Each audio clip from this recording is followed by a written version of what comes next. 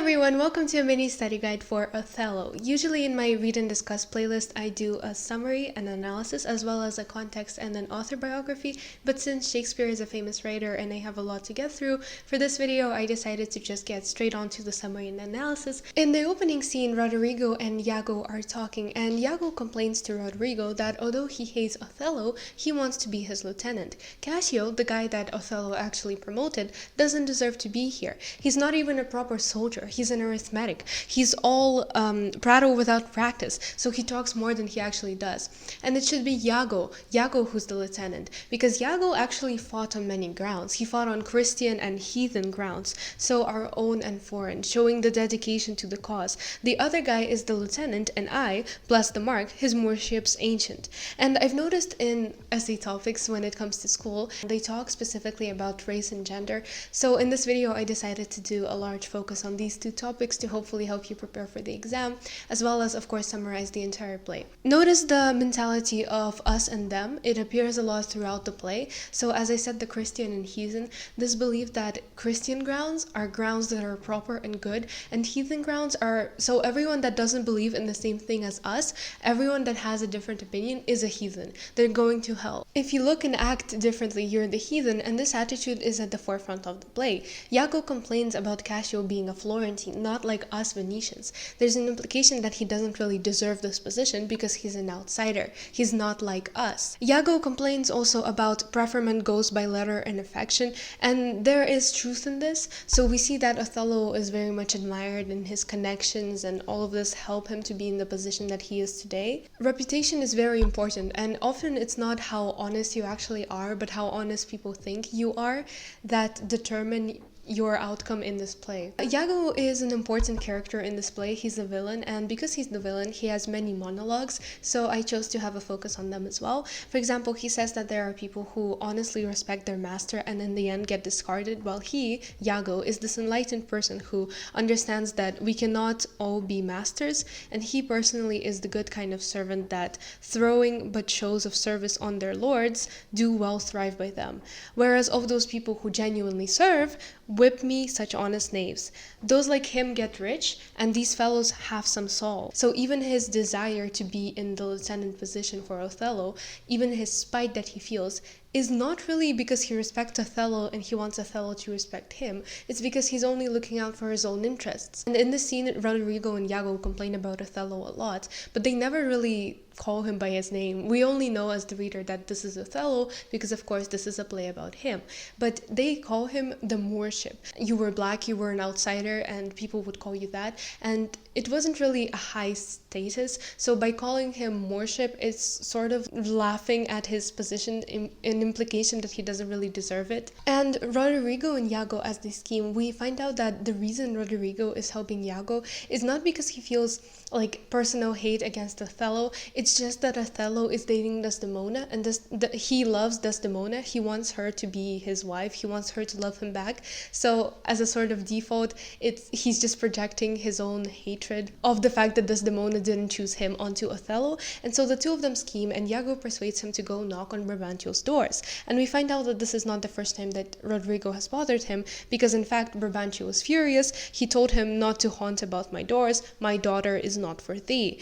Iago takes over and says that someone is in romantic relationship with Brabantio's daughter, and that Brabantio needs to go and investigate immediately. And there's some more representation of race and gender here, so let's take a closer look at some of the things that Iago says. An old black ram is filling your white eel. Look at the light and dark associations of wrongdoing. He is essentially saying that both his daughter and Othello are animals. He's comparing their actions to that of beastly things.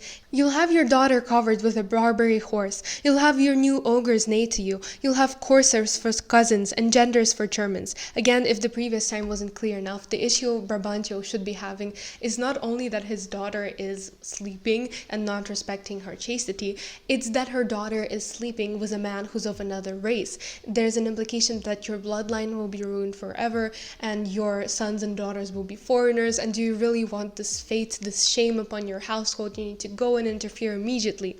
And your daughter, if you have not given her leave, has made a gross revolt. So he's positing Desdemona as both the innocent one and the one at fault. She should be the one who's respecting her chastity, her shame. She's bringing shame upon her family because she hasn't asked her dad for permission. So she's not being the innocent one. She's the one at fault. Go and control your daughter. Aren't you ashamed that you can't even control a woman? So if he wants Brabantio to be ashamed of his daughter, he says that. If he wants Brabantio to be ashamed of the regicide, he says that. And Iago leaves and Brabantio is fully believing, and he trusts a stranger over his own daughter. And well, it's not only that he doesn't trust his own daughter, even though that's part of it because her standing in society as a woman is very low. It's also because of shame and of respect. And that's a very prominent Shakespearean theme, that if people were just a little bit less proud and they actually took the time to find out what's happening, then things would be better. And he says, "Fathers, from hence trust not your daughters' minds." He then questions if there is magic or charms by which the property of youth and maidhood may be abused. And the contradictory messages are so obvious, like this clash between it's all my daughter's fault and of course it's not my daughter's fault, but I'm going to believe a stranger over her because she's a woman and she doesn't have the right to disobey me. She should be the one asking for my permission. This is a shorter act, but important nonetheless. Here we see that Othello is confident and knows his worth. He knows he's a good commander and the Duke will listen to him too. He refuses to flee when Iago tells him Brabantio is approaching. He talks about loving Desdemona, and Othello is very confident in the fact that he loves Desdemona and that Desdemona loves him back, and he's very confident in their relationship because she loves him back. She's not just this object that he wants to possess. She's a genuine person for him. She's someone that he genuinely loves and adores, and this sadly makes him an outsider as well in this regard, because most people treated women as objects. Roderigo does too. She's this thing for his pride. He wants to possess her because she's this beautiful creature and he wants her only for himself. She doesn't care. He doesn't care that she doesn't have feelings for him. Other men will of course spite Othello because they see him as an outsider even in this regard, because women, like Desdemona, loves him for this. She loves him because he treats her like a human being even though he's black, and of course that makes Roderigo feel spited because, well, in his eyes Othello is worse. And I think it's important to note that it's when Othello turns away from his values that things go wrong. So it's when he stops treating Desdemona as a human being that things go wrong. It's when he turns away from his good side and from his ability to actually listen to her and to make their decisions together. Because Iago sticks to his evil side. Yes, he's evil all along and he makes sure to carry it out. He never sways, he never thinks, oh my god, I'm doing something wrong. But Othello does. And another noteworthy thing is that Desdemona would not have gone to the sooty bottom of such a thing as thou if drugs were not involved. So Brabantio sees Othello as the sooty, dirty thing that's, well, polluting his daughter, and it can't be that she loves him on her own. In scene 3, the senator and the duke manage to see through letters that have many false messages, showing the extent of trickery and false things throughout the entire play. It plays a role even in war, and it plays a role in the society, and we find out that the letters all confirm a Turkish fleet and bearing up to Cyprus. The first senator refers to Othello as a valiant Moor and informs the Duke that he and Brabantio are coming. The Duke says that he will employ him to fight the Ottoman, so even as we're praising Othello and realizing what a good and just character he is, Brabantio is saying that everything is bad, for my particular grief is of so floodgate and overbearing nature that it engluts and swallows other sorrows, because Othello has taken his daughter. And the Duke, to his credit, rather than actually just blindly believing Brabantio, he respects that Othello is this good commander, and he actually asks him for his side of the story. And Othello says, "It is most true, I have married her, but other than this I didn't offend her in any other way," and he says that, "Rude am I in my speech." So he has fought rather than been a diplomat, so he can't really make this flowery speech saying, "Oh, I'm very sorry you feel this way, but I love your daughter, please allow me to marry her." His only true emotion is that he loves her so much, and he can't say this eloquently, but he thinks that, well, this is it. He loves her, and that's it. That's all I need. Brabantio talks of his daughter and says that she is a maiden never bold. She has a spirit so still and quiet that even when it's just her moving, she blushed at herself and her years of country and credit. And so, in spite of her timid nature, she managed to fall in love with what she feared to look on. And so he argues that this is against all rules of nature. And you might be asking, what does this mean? Like, why did the daughter fear to look on? So I think there's several reasons for this. First, like I mentioned multiple times, the race factor, because of course he was seen as an outsider, so to sleep with someone who's not white would be to bring shame upon the family. Second, because Desdemona didn't ask her dad for permission. She really loved him, and for her this was just something that was terrible and frightening, because this is shame, and she's been raised all her life to believe that shame is the worst thing that a woman can do to her father.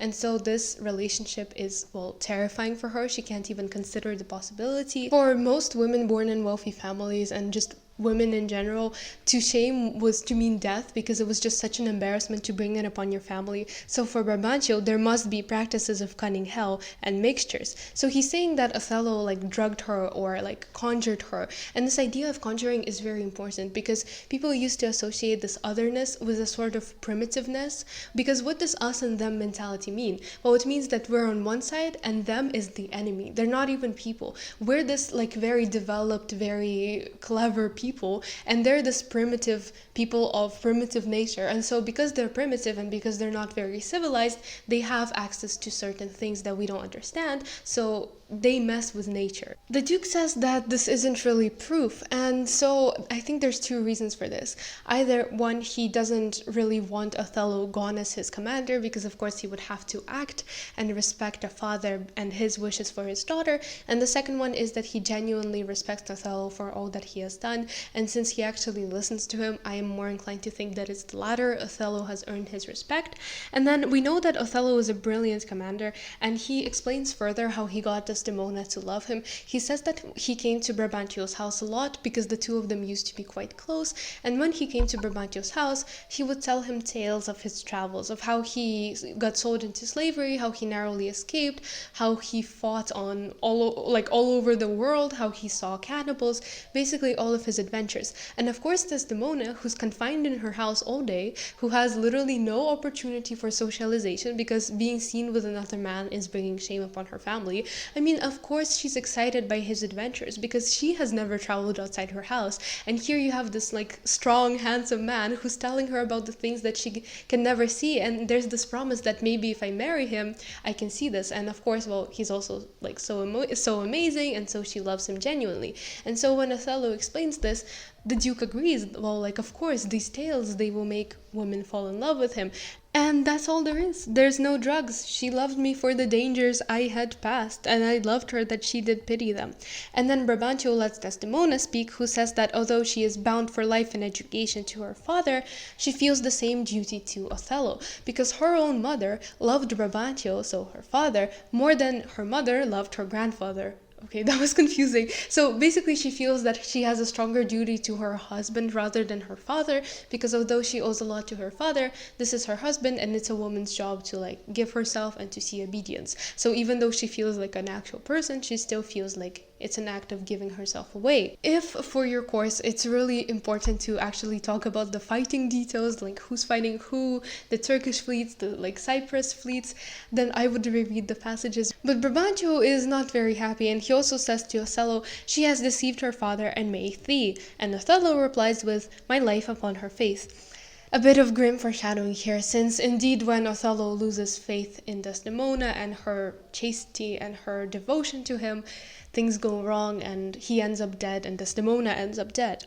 And after Othello and Desdemona exit, we see Roderigo and Iago together again, and Roderigo is very disappointed that the plan didn't work, and he's ready to end it all. I will incontinently drown myself, and it is silliness to live, when to live is torment, and then have we a prescription to die when death is our physician.